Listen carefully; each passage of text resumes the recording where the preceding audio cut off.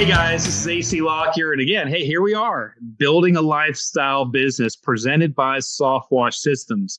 And this week, I've got Alex Todd with me. And Alex is another one of my Kansas soft washers. And as a matter of fact, Alex, I just got off the last podcast before you because I batch record these 4 at a time every month. And the one that was right before you was Marty. And so Marty says hi. And so Yep, good old Marty. Yep. And so got Alex Todd here, and go ahead and introduce yourself, the name of your company, and where you're located. So Alex Todd, and the business name is Twister Pro Wash, and we're located in Wichita, Kansas. So I've been in business for a while here, and been with Softwash Systems since 2020. Yeah, Wichita, Kansas. I remember back in the day, and I'll just tell you this is mostly funny to me, but my father was an elder for a number of years at our church, and he was up one Sunday morning reading the prayer requests that had come in. And, I've got these glasses you can't really tilt down to your nose because they're these clicks, but I'll put it down on my nose, and he had them down on the edge of his nose, and he's reading the index cards. I'll grab some index cards. And so he's got the index cards, and he's talking to the church and reading them like this. And he says, and we want to remember to keep in prayers the people of Wichita, Kansas, that have recently gone through tornadoes. It's one people get wrong pretty often. In fact, I work on the fire department here too, and one of the logos on the front, it spelled Wichita wrong. On the fire truck, they said it to us with the wrong spelling on that. So. Yeah, that's not uncommon. And they haven't fixed it? No, it's inside the cab, so the public doesn't see it. So they don't care if we see it, spelled wrong. That's funny. So you already alluded to, because we want to get the cool stuff about you, kind of get that information, the business soft wash stuff. You are still a full-time active firefighter, and so you're running the business, and you're also a firefighter. And so tell us a little bit about that, being a firefighter and how this works out. Oh, it's being a firefighter is an awesome and horrible job all at the same time. Mostly just because of the things that you see. It's you get to do crazy awesome things, and then you get to see terrible things too. You get to see people on their worst day ever. Yeah. Yes. Yeah. So I've been a firefighter since 2013 is when I got in the recruit class, but technically I hit the floor in 2014. So that's what it says on my badge. Mm-hmm. Yeah.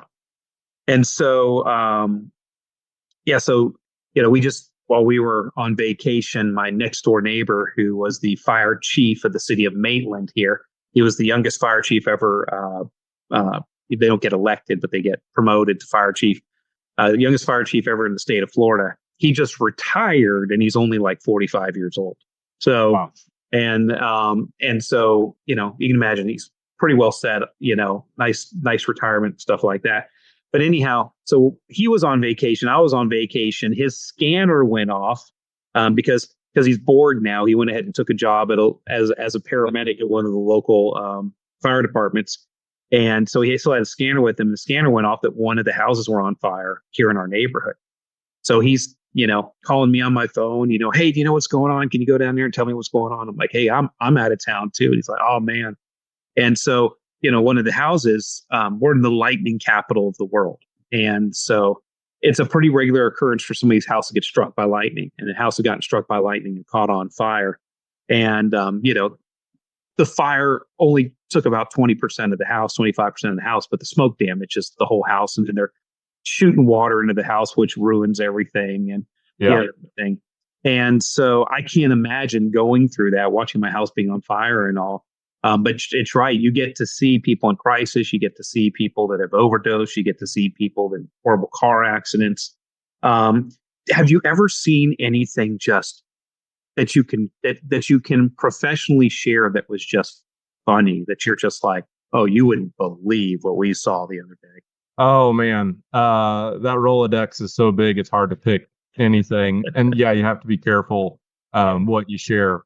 But no, I mean, it's nothing I would want to share here because we get you get a certain dark humor with that job, and that's acceptable within that realm of Right. the people you work with that you just don't share with the public because it doesn't play well in the public eye.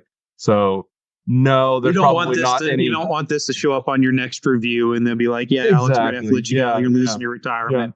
So there's plenty of stories I could tell you in person, but nothing I could tell you that would go out publicly. Oh man, that's too bad. We were at a hotel as we were traveling. We were at a hotel in New Jersey, and so the barkeep had on the TV there at the bar at the hotel in New Jersey a show, and the theme was like a show kind of like Cops, but it wasn't Cops. It was a D-rated version of Cops, and so the theme for the night was naked experiences. Of course, it was all blurred out and everything else, but it's just like you pull somebody over for speeding, and all of a sudden they get out of their car completely naked, and the cop's like, "Wow, you can't not see, unsee that kind of stuff." Yeah, it was just like you're thinking to yourself, "There's enough video of that kind of stuff that they could put together a TV show on it." Oh, and it's just like, wow, So, and it's not exactly like military service, but it is public service. So I certainly want to say thank you for your service on that. Because, without now that I've had a moment to think about it, I suppose there is one incident where the scout had somehow managed to flip her car upside down on the hood of it, and so it didn't crumple the car. Nothing was really ruined. Just somehow the car rolled over like a roly poly. It was just on its top, on a bridge, so you could see the skid marks all across the bridge. And she said that the reason why she had managed to flip her car in the middle of the highway without anything obstructing her ability to drive down the highway was some dog had run across the road in front of her. And we're looking at the length of the bridge and where she flipped, and we're like, I don't think dogs hang out on top of bridges, overpasses on highways very often. Yeah. And then, of course, you saw her in her car. She had 3 different phones plugged into the charger of the car. Oh, my goodness. It's like, we all knew what had happened. Inattentive driving and overreaction had managed to flip the car. So, you see things like that where people just kind of like lie straight to your face, and you kind of look over at your buddy and make eye contact like, yeah, right. That's what happened. Yeah, right. You don't say that. Do you ever have anything that just turned out great? That was one of those things like, wow, we had a good day today. Yeah. Oh, yeah. Anytime you usually never get fired for telling those stories. Yeah.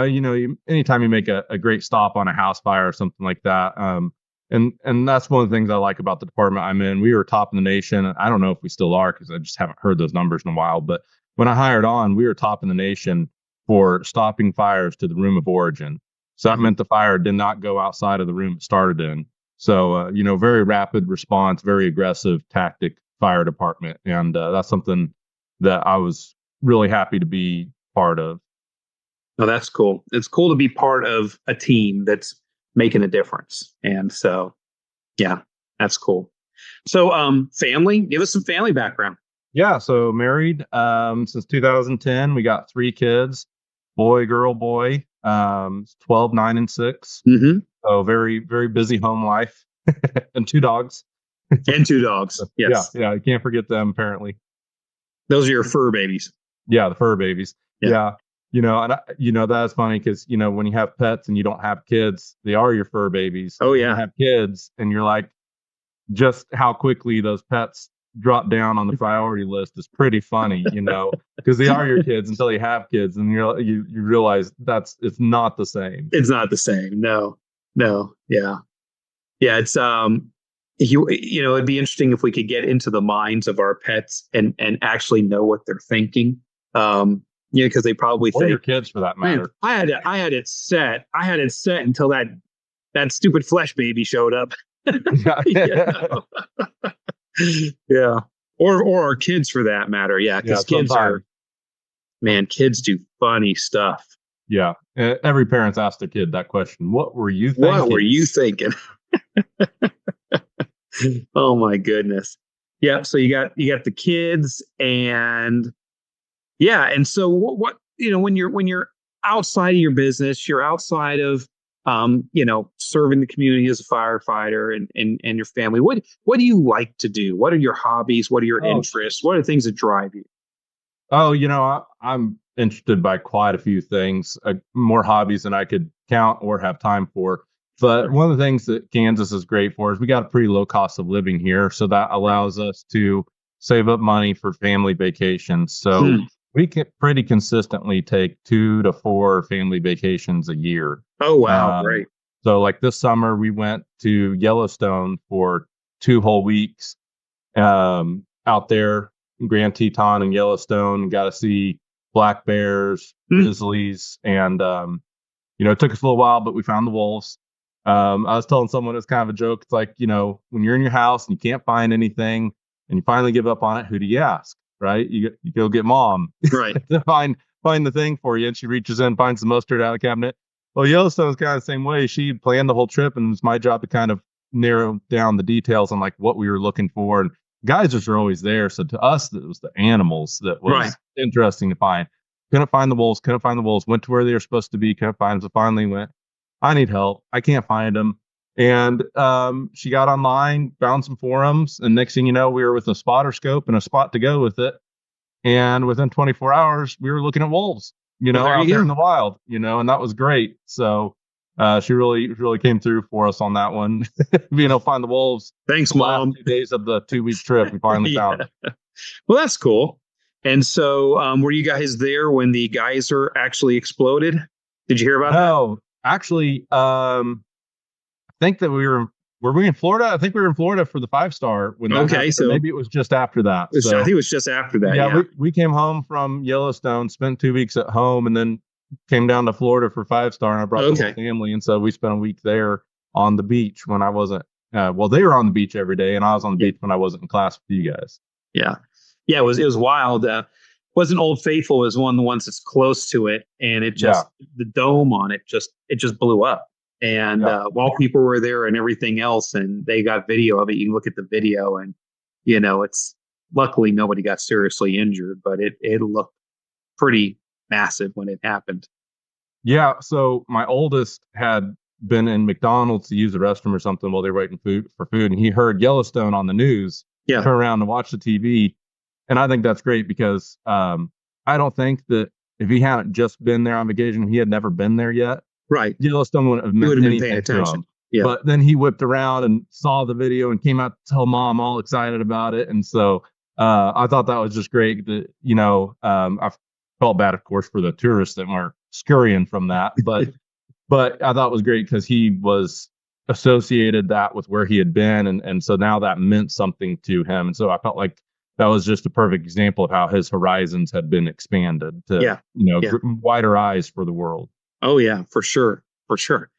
Very cool. So you like the outdoorsy stuff. You like to go on vacations. What are some other cool places you've been on vacation? I mean, 4 vacations a year, that's a lot. You're almost keeping up with Darren Smith over in the UK. I think you do 5 or 6 a year, but 4 a year is pretty impressive. Yeah, well, 2 to 4. So I want maybe 3 is average, but we really like our cruises on Carnival. That's been a great wintertime vacation, and we've taken the kids skiing. Well, we took Hudson skiing. The other 2 were too young for that. But we did different cruises. So we had different stops. Love Maui. Maui's great, but I haven't been there since we started up doing the cruises.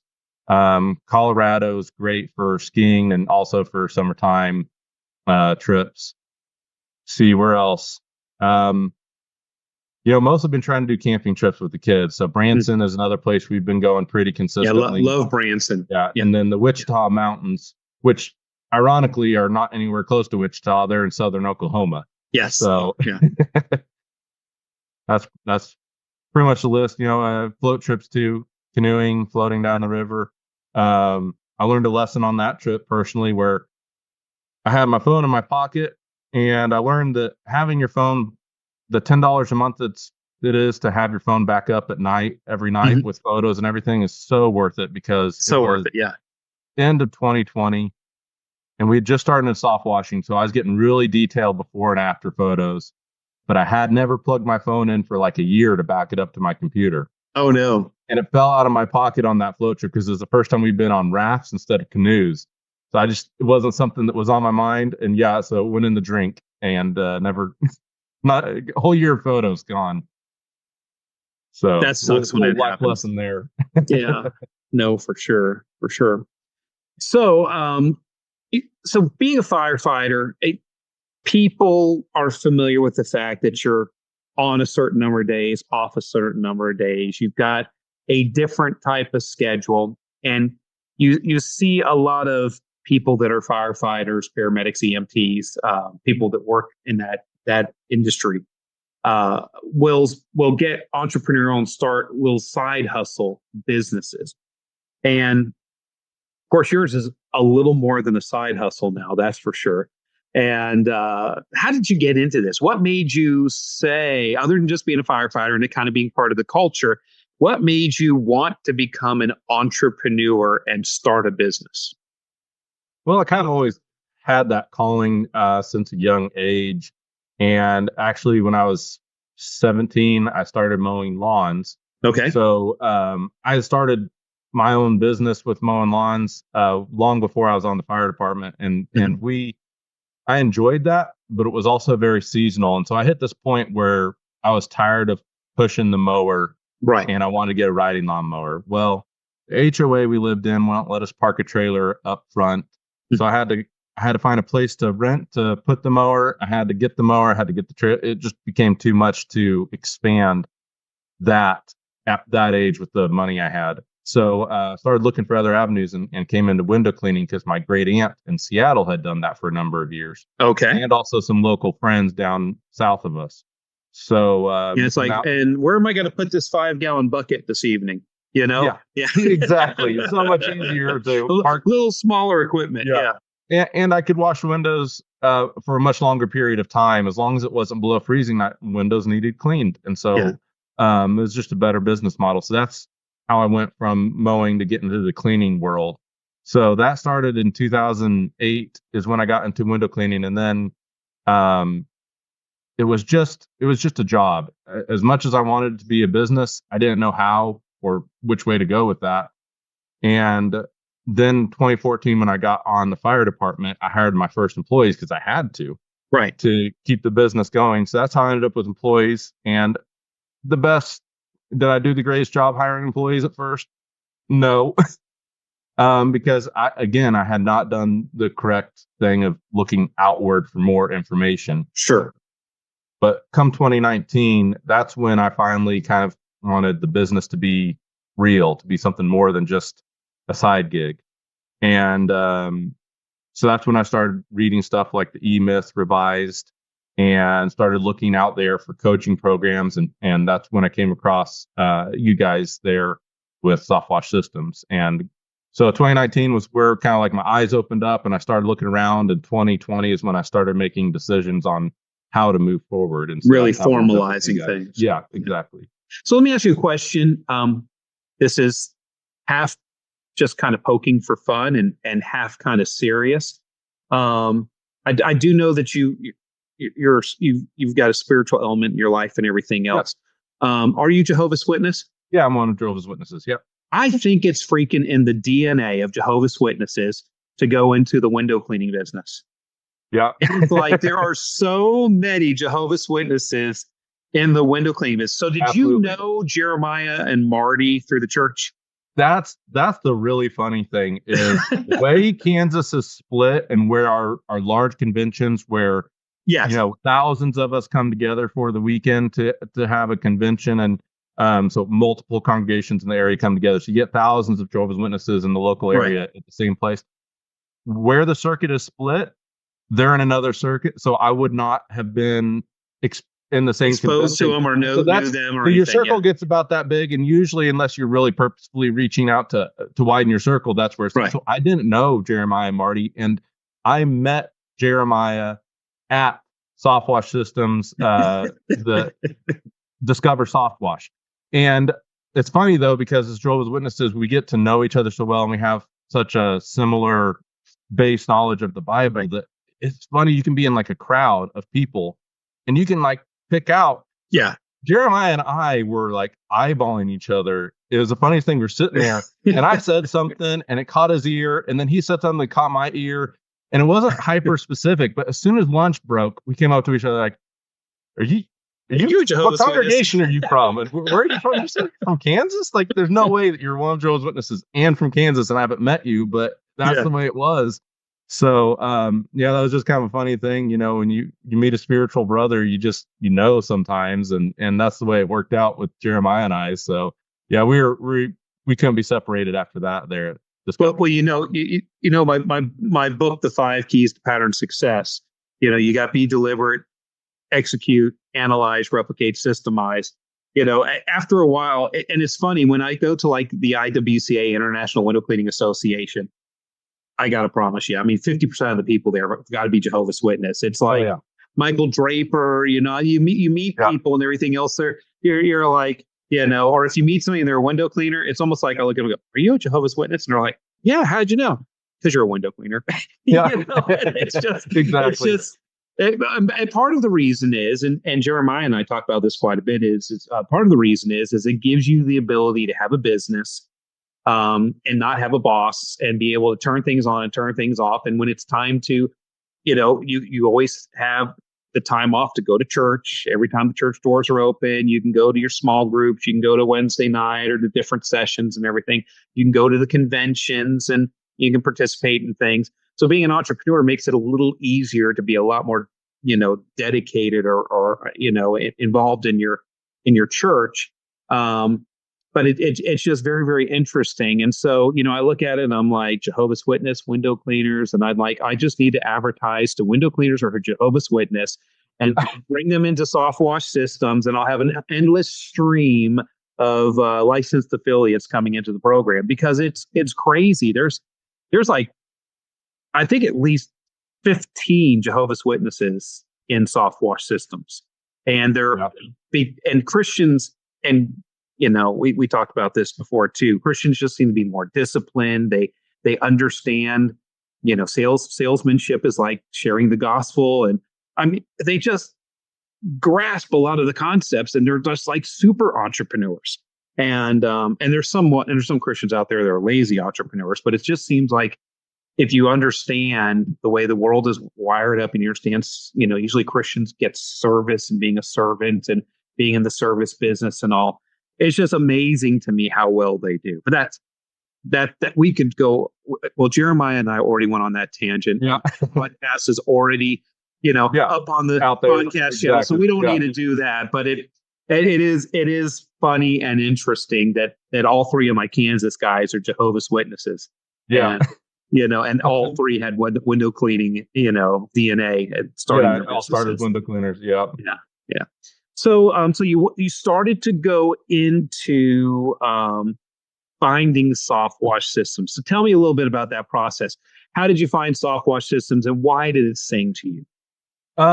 Well, a little bit of it was watching Brandon Vaughn, and I came across you and Brandon Vaughn almost the same time. Right. When I was, like I said, just looking out for more information, and Brandon Vaughn had definitely been successful with you guys, so that was part of it for sure. And then also we went to the huge convention in Branson, Missouri. So I actually got to meet you there. I don't know if you remember that, but that's where we actually first met. And it was funny because all three of my Kansas guys came from the huge convention as well. Yeah. Oh, so Jeremiah and Marty were both there at the They're both from the huge convention too. That's funny. That's funny because, didn't meet them there. Again, so replicate, systemize. Yeah. So I met you, and I was much more interested in the window cleaning stuff because I still didn't completely understand what soft washing was and how much I could grow the business with that. But you talked to me for a minute, and you were polite, but you also kind of said something. Well, you're going to need to make some big changes with your business, and then you're just kind of done with the conversation. And I could tell it was just in the body mannerisms and everything. And at the time, I almost thought it was just a little bit rude. I'm like, I guess I'm just not a big enough fish for him to fry.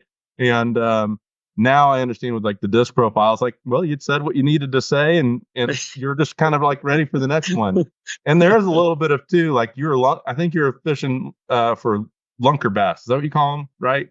The schoolie bass versus the lunker bass. So the lunker bass is an attitude of what you eat.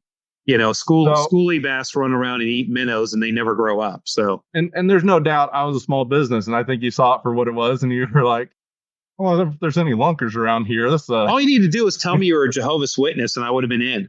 yeah." That was just kind of a funny little thing, like getting to know you better now. I like understand that interaction better. It's like that Yeah, deeper disc helps a like, lot. all right, that was great. So next.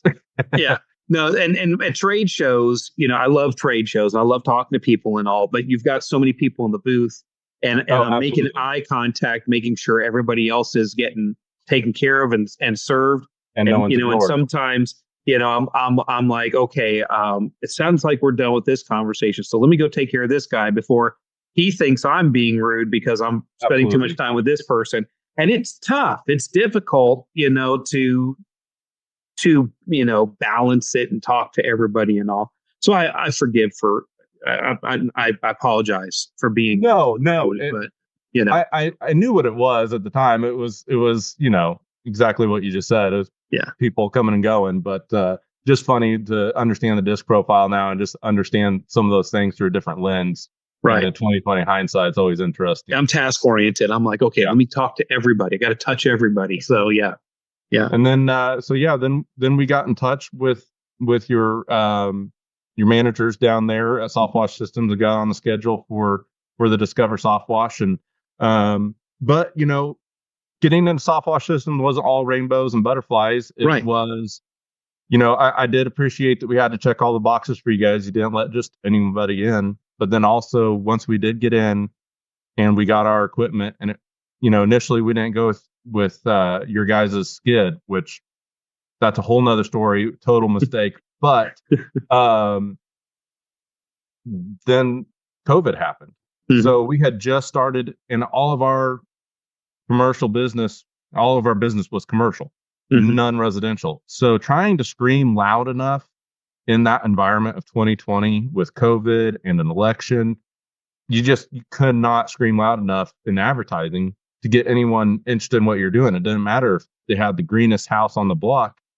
They just their ears weren't tuned to that channel. Right. So the first year was a difficult year because we created a lot of overhead, rebranded the business, and then it just kind of stalled out.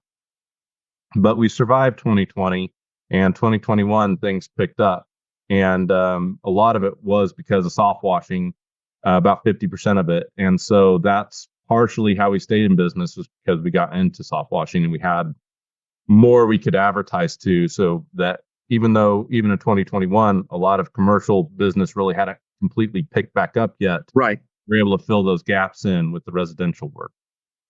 And also too, and we don't want to glance over the fact of the matter is you were not in a starvation situation because your business had wasn't happening in 2020 with after your rebrand, trying to regain traction and and cut through everything that was going on in 2020. You're a firefighter, so you still had an income coming in, and that was a huge blessing. And so a lot of times people will come to me and because of my personality style, people will come to me and say, hey, what should I do? Should I, go into business? And I'm like, yeah, burn the bridges, sell everything you have, buy a soft wash skid, go into the business, you'll be fine. And, because I would be fine, but that's the way I'm wired up. I just go out and, and just put my head down, pull the plow and make everything happen. And not everybody's that way. And now as I'm 55 now, I look at people and go, well, let's look at what you have going on. And, so I don't want to lead anybody astray. I want to give them a measured response. Yes, I would like people to discover soft wash systems and see the benefit that we bring and how we can really help them, build a sustainable business. But also too, I don't want people to get hurt in the meantime and, and burn their bridges and quit their job and jump right in with both feet. And then all of a sudden they're eating ramen going, I don't love AC anymore, And personally, I would like to be the burn the bridges type person. Yeah. But I had 3 kids and a wife. That's right. And it just, the risk, it's life is about balance to me. Like you have to mitigate your risks as much as possible. And with me having the 24/48 schedule, 24 hours on, 48 hours off, I can run a business And I had a history of having employees already. And so I knew I could still grow the business without having to dedicate more time. It was about being more selective with what levers I'm building and which levers I'm pulling to make sure that the business grew without investing more time. And so that was why I kept my job with the fire department, as much as I'm still looking at the door with that job. And that, that's a hard thing to do. Just like you said with your buddy there, it's like you want to have the freedom of being that guy with a business that's turnkey and able to spend time wherever he wants to.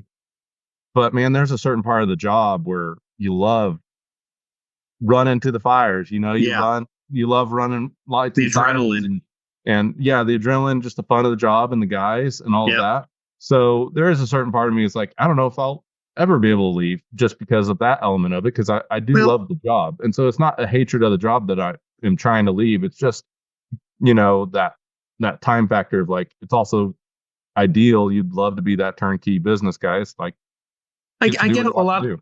We get a lot of our entrepreneurs that, whether they're firefighters or they're, in the military reserves, or they're a teacher. I was talking to one of our entrepreneurs this morning, and, his wife's a teacher, and he's like, she's still got a couple more years before she's going to retire. And we want to make sure that she retires and we get that retirement. And, and so for you, I don't know how many years you have, but I've talked to other people that are in your position, and they're like, I still got another 3-4 years before I can retire from the fire department and get my full retirement.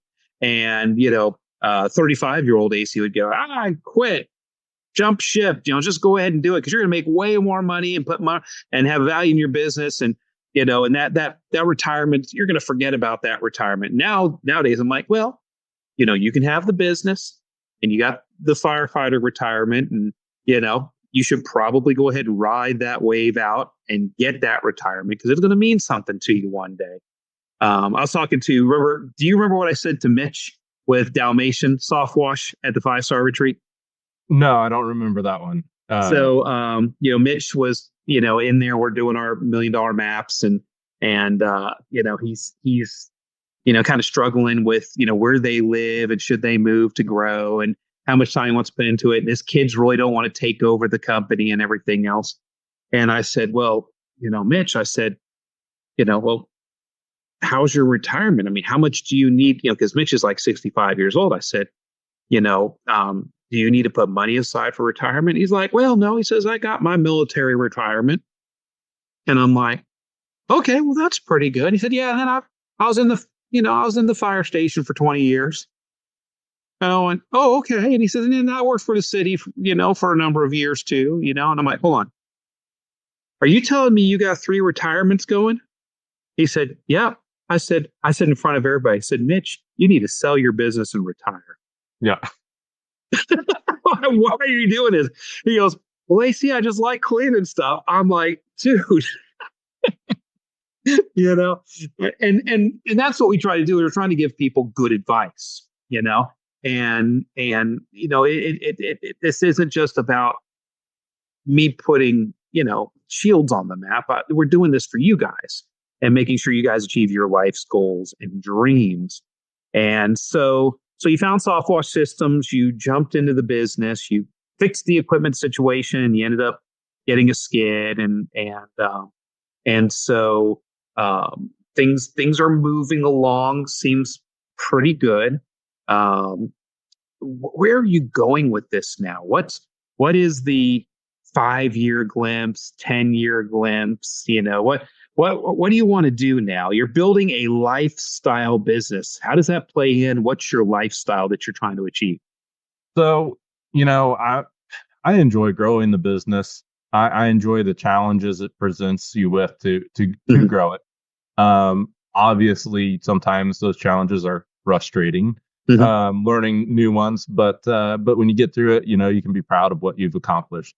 So with the business, I would like to get it big enough here in Wichita. And the reason I want size is not as much about the money as what it does for the camaraderie and just the size of the business as far as the people that are there. Sure. When you get a business big enough, it becomes self-sufficient. because the people that are there have careers there. And, when you lose one person, they're a smaller percent of your employee base. Right. And so it does Not become as easier devastating. to have them replaced. Not that you ever want to see a turnover rate, but it becomes easier. And then if I can get that going here, I would like to expand into other territories. I think that would be fun. But, it's getting that first one built right, and all the mistakes you learn from there that gets you there. So ideally, I would like to be, what do you call it, a 5-star ranch, So right now we're still out of the house, out of the garage, the shop as we call it. So that's our next biggest step, is trying to get enough put on the board that it makes sense for us to have a commercial location. Right. And hopefully maybe a second skid, because of what that does for the business. It allows us to have 2 lead techs and 2 technicians out there, so where if someone's calling in sick, you can still kind of shuffle the schedule around and make it work. Whereas when you're smaller and it's just 1 lead tech and 1 technician, someone calls in sick, all of a sudden you're on the truck. Yeah. But and that's how I've kind of looked at the business growing it too. It's just like, I've become more and more insistent that, like, I never go out on the truck anymore. I never go out and do production anymore. It's like, if I don't do it, I'm going to be forced to find a way to get new employees in the door to do production. If I make it a rule that I don't do it, then all of a sudden you'll find ways. And so I'm trying to do the same thing next year with the sales. Like, I don't do sales, period. Then there's only 1 or 2 options. Right. Business dies, or you find a way to do it. Or you find salespeople. Yeah. Yeah. Yep. So it's kind of like putting those roadblocks in your way almost on purpose. So like going to Yellowstone for 2 weeks was great because it showed holes in the business that I can fix. And, 2 weeks isn't long enough that the business is going to collapse without you, but it is long enough to put a strain on how reliant is the business on you. Right. And how well is it reliant on the systems you have in place? That's excellent. Yeah, for sure. For sure. And that's what you want to do is a lot of people are afraid to fail, but sometimes you want to push your company a little bit to the point of failure so they can expose where the weaknesses are, like you're saying, so that you can see what you need to tune up. And and that's why you put a car on a dyno to tune it. You don't tune it idling. You tune it, under the stress and the duress of doing 3,500, 4,000, 4,500 RPM, and that's when you're able to get in there and make those adjustments, to fuel and air and all the things that make that engine run better. And so, interesting. And so, if you achieve this, how is this going to impact your lifestyle and your family?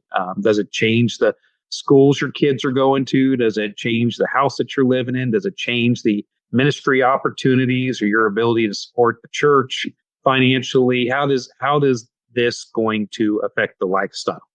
Yeah, so I've always been really protective, in particular, of my ability to say, I want next week off. Mm-hmm. And so when I was looking at the job, even with the fire department, when I was getting on the fire department, I was looking at, okay, how do you get time off from that job when you want it? Because, if they only give you 2 weeks a year and it's on their schedule when you get those off, that doesn't work for me. Right. And so like with the fire department, I can trade days off. And so it's the same thing with the soft wash systems, being able to give you the levers to pull on the business so that you can find that time off. So the bigger the business gets, the easier it is, like I said, with the employees being able to train each other and that kind of stuff. The bigger the business gets, the easier it is to say, well, I'm going to take next week off. Mm-hmm. And nothing detrimental happens. So that's, for me, the biggest goal is why I want to grow. It's not so much about the dollar amount, because I'm happy with the house we're in. We've got a pool. And that's not to say we spent a lot of money. We got it in foreclosure. We were careful about how we spent the money there. We like the schools we're in. Hudson our oldest wants to homeschool this year, so we're going to see how that goes. Good. So financially, we're pretty happy with where we're sitting, but we want to grow the business mostly because of what that does for our time, our ability, and really kind of come back to the vacations. Like, can I take 4 vacations every year on the quarter, when I want to? Or, you find out there's a party at your friend's house in another state, can you take that time off without it and just go. without it just ruining your bank account? Well, Mhm. that's great. So for me, that's what it is. It's about the time freedom, and that's why I like to grow the businesses, because it's fun to do that, but then it gives you that time freedom. Just be like, oh, you know what? Next week we're gonna go on a flip trip. Hmm. Well, that's very, very cool. So, as we're kind of trying to wrap this up and all, we don't want this to be a Softwash Systems infomercial, but it is, of course, sponsored by Softwash Systems. If somebody was looking into getting into the cleaning business and they were looking at Softwash Systems, what would you say to them? Well, first off, I want to make sure they want to clean stuff outside instead of inside. But no, the great thing about Softwash Systems is they have all the systems in place you need right in one spot. And while we don't use every single system exactly how you guys use it, you've got to start somewhere, and Right. then you can build off of that for your own company culture. And so that those building blocks are great, and you get almost all of what you need in one foul swoop with Softwash Systems. And so that's why I'd recommend Softwash Systems to anyone looking to start an exterior cleaning business, because you don't know what you don't know. And so once you figure out the system and from Softwash Systems, you got to do it for a while their way, and then you can see if you can improve it. But it's just so much easier to have at least one way to do it, and then you find out what you need from there. And so instead of wandering around in the dark, you get a sense of direction, and then you can start picking left or right, but at least you're moving. And it's made a significant difference for you? Oh, absolutely. Like the leaderboards that we have set up, just the way you get to communicate with the employees about, like, for example, even if you weren't wanting to grow into $1 million business, in some of the podcasts, the guys are happy to be on the truck. Right. And that's great. But most of them still have a helper. And I think it was Brandon Vaughn that had the story of how he had a helper with him. And after a while, he saw the checks coming in, and he's like, I should have half the checks, not my hourly wage or percentage of them or whatever it was. And so even if you were just wanting to stay small, things like the pro forma and helping the employee understand, well, 10% is going to this, and 5% is going to chemical, and 5% is going to advertising, like, of every single dollar. So you're budgeted in here, but this is the limit of the budget. And that only 100 pennies in the dollar. Yeah. And so that helps keep the drama out of the business. It's managing through facts and information, not through feelings and intimidation. Very cool. Awesome. Well, any other parting words or anything as we were wrapping up here? No. I would definitely recommend Softwash Systems to anyone, and the equipment too. There's going to be some sticker shock when you're first getting into it, but when you understand the automation of it and the simplicity of it compared to what else is out there, that was probably one of my biggest hurdles. Was once I bought a piece of equipment for a cheaper price, but then what it cost me was the downtime. And so if every day it was down, it was embarrassing for me to tell customers, like, hey, yes, we're going to get you taken care of this day. Or maybe tomorrow, because then we'll get another pump in. That kind of stuff was driving me nuts. And so there were days without production. There's embarrassment with clients. But when we got over to your guys' system, you guys have been building them long enough. You've worked all these kinks out that it was a huge confidence boost just to be able to tell people, like, yeah, this day we're going to get you taken care of. And, all of our soaps are going to draw the way they're supposed to. And our plant wash is going to draw the way it's supposed to. So we're not going to be burning your landscape and all that kind of stuff. So the sticker shock was there for sure, but it's well worth it, because when you average it out on your daily basis, that amount is pretty small compared to what you're making. Right. And so that downtime is really what killed us the first couple of years in business. So it's really nice to be in the 6X skid. Yeah, that's the way it is with anything. Any equipment you buy for any business, or if you buy a boat to go fishing, or you buy a fishing rod or anything else like that, you want to enjoy fishing. You don't want to be pulling out backlashes out of your reel. because the magnets were cheap on the bay casting reel. So yeah, I mean, if you just lose 2 days a month in lost production, and you were doing $1,500 a day in production, that's $3,000 a month in downtime. It doesn't take, but a very short period of time, in a 1 year period of time, you spent $36,000 in downtime and lost revenues and unrealized revenue. It makes it not fun. And it makes it the joy out of it not fun. It takes the joy out of it for sure. So, yep, good tools.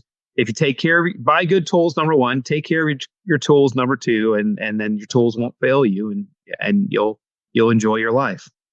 Well, thank you, man. Thank you for this time and having a chance to talk to you. And I just appreciate you so much. I know, it's sometimes, it like when you bought that other piece of equipment, you're like, oh, dang, I didn't make a good decision there. And even when you bought our piece of equipment, you went home and you were like, oh, I should have got a bigger tank for this. And we, went ahead and took care of you with that and all that stuff. You've been a joy to work with, and I love watching you flourish, and I love meeting your family, and you're doing great. And I see big things for you, and hope we do another chat like this a couple years down the road, and we get the update, and you have another branch and a couple more trucks, and you're just doing well. So yeah, and that'd be nice. It'll be cool. That was funny. You talking about meeting my family. You're about to have a grandbaby, aren't you, in the family? Yeah. It was funny because my youngest was sitting across the table from you down there, and I was looking at you. I was like, he's looking into his future there, talking to my youngest. I could tell you're ready for the grandkid. Oh yeah. I love kids. I've got a soft spot in my heart for kids, and it just makes everything worthwhile. So yeah, it's my wife and I, when we went to Abilene Christian University our freshman year, they dedicated a big bronze statue there, and it's a husband and wife holding up their baby and dedicating it to the Lord. And we came up, when we were dating, we came up with a single sentence mission statement for our lives, and it was Christian grandbabies. Christian grandbabies. And so, so we're getting to realize that, you got to have grandbabies to have Christian grandbabies. You have to have grandbabies first. Yeah. And so we love kids and everything. No pressure for your kids there. Yeah. And so, so it's a good place to be, and a good place to be going into for sure.